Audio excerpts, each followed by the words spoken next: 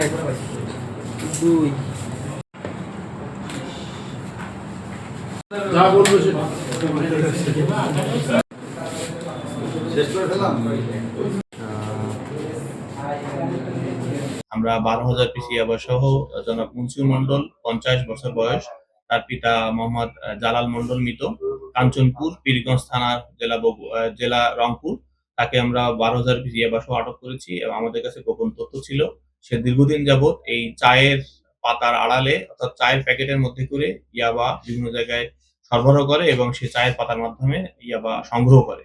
তো সেই হিসেবে আমরা তাদের বিরুদ্ধে তার বিষয়ে গোপনে অনুসন্ধান করি এবং আজকে আমরা জানতে পারি যে এই রংপুরের যে কুরিয়ার সার্ভিস রয়েছে একটি প্রতিষ্ঠান, সেই প্রতিষ্ঠানে তার একটি মাদকের চালান এসেছে। সেই মোতাবেক আমরা সেখানে ছদ্মবেশে গোপনে অবস্থান করি। আপনারা দেখছেন যে আমরা বিভিন্ন ধরনের সিভিলে রয়েছি, আমরা সিভিলে অভিযান পরিচালনা করেছি এবং আমাদের ইউনিফর্মধারীও ছিল পাশাপাশি।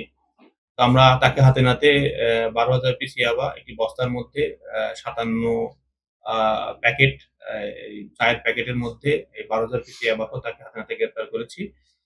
এবং আমাদের তথ্য মতে সে পীরগঞ্জ এলাকায় একজন পাইকারি মাদক বিক্রেতা এবং তার বিরুদ্ধে অভিযোগ রয়েছে আমাদের আগেও। সেটি যাচাই বাছাই করে আজকে এই ব্যবস্থা নেওয়া হয়েছে। মাদকের বিরুদ্ধে সরকারের যে জিরো টলারেন্স বা সরকারের যে মানে কঠোর অবস্থান মাননীয় প্রধানমন্ত্রী ঘোষণা করেছেন, সে বিষয়ে মাদকদ্রব্য নিয়ন্ত্রণ অধিদপ্তর নোডাল এজেন্সি হিসেবে দায়িত্ব পালন করছে। মাদকদ্রব্য নিয়ন্ত্রণ অধিদপ্তর বর্তমান সময়ে অনেকগুলা বড় ধরনের অভিযান করেছে এবং সেখানে বিপুল পরিমাণ মাদকদ্রব্য উদ্ধার হয়েছে। আজকে যে চালানটি উদ্ধার করা হয়েছে এটি চা পাতার আড়ালে নিয়ে আসা হয়েছিল। গেল বছরের সেপ্টেম্বরে 20,000 পিস ইয়াবার একটি চালান মশার কয়েলের আড়ালে নিয়ে আসা হয়েছিল ঠাকুরগাঁয়ে। তো সেখানেও আমরা 2 জন আসামিকে শনাক্ত করে তাদেরকে আইনের আওতায় নিয়ে এসেছি।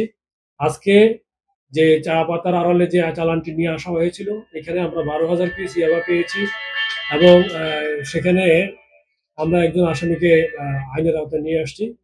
আপনারা জানেন ইতিপূর্বে আমাদের রংপুর, বগুড়া আমাদের যৌথভাবে আমরা বেশ কয়েকটি অভিযান করেছি। আমাদের একটি অভিযানে পাথরের আড়ালে বিপুল পরিমাণ গাঁজা পাচার করা হচ্ছিল, সেখানে 37 কেজি গাঁজা ধরা হয়েছে। আমরা সেটা বগুড়ায় যাই আটক করতে সক্ষম হয়েছিলাম। আমাদের কুড়িগ্রামের টিমও বড় বড় মামলা করছে। আমাদের লালমনিরহাটের টিমও বড় বড় মামলা করছে। অর্থাৎ সীমান্ত এলাকা দিয়ে যে সমস্ত মাদক আমাদের দিকে আসছে অথবা সীমান্তের বাইরে চট্টগ্রাম দিক থেকে যে মামলা আলামতগুলো আমাদের এই অঞ্চলে ঢুকছে, আমরা এগুলোর ব্যাপারে সর্বদা নজরদারি করছি এবং এই ধরনের আলামত বা আইনগত ব্যবস্থা নেওয়ার ব্যাপারে আমরা সর্বদা সজাগ রয়েছি। আপনাদের সবার সহযোগিতা চাচ্ছি।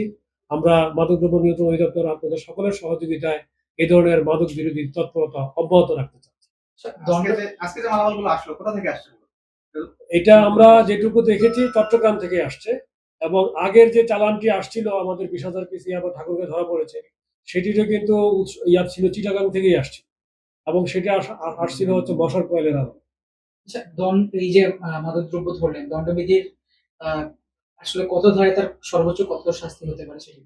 আমাদের আজকের যে আলামত যেটা উদ্ধার করা হয়েছে এটি সর্বোচ্চ সাজা এবং যাবজ্জীবন কারাদণ্ড সর্বোচ্চ সাজা। এই ধরনের বড় বড় দেখা যাচ্ছে যে মাদকের চালান এক জায়গা থেকে আরেক জায়গায় নেওয়ার ক্ষেত্রে বিভিন্ন ট্রান্সপোর্ট গুলোকে ব্যবহার করা হয়, সেক্ষেত্রে আসলে ট্রান্সপোর্ট অথরিটিটাও এটার সাথে জড়িত থাকে কিনা? আমরা এটা তদন্ত করে দেখবো, যদি ট্রান্সপোর্ট অথরিটি জড়িত থাকে অবশ্যই তাদের বিরুদ্ধে আইনগত ব্যবস্থা।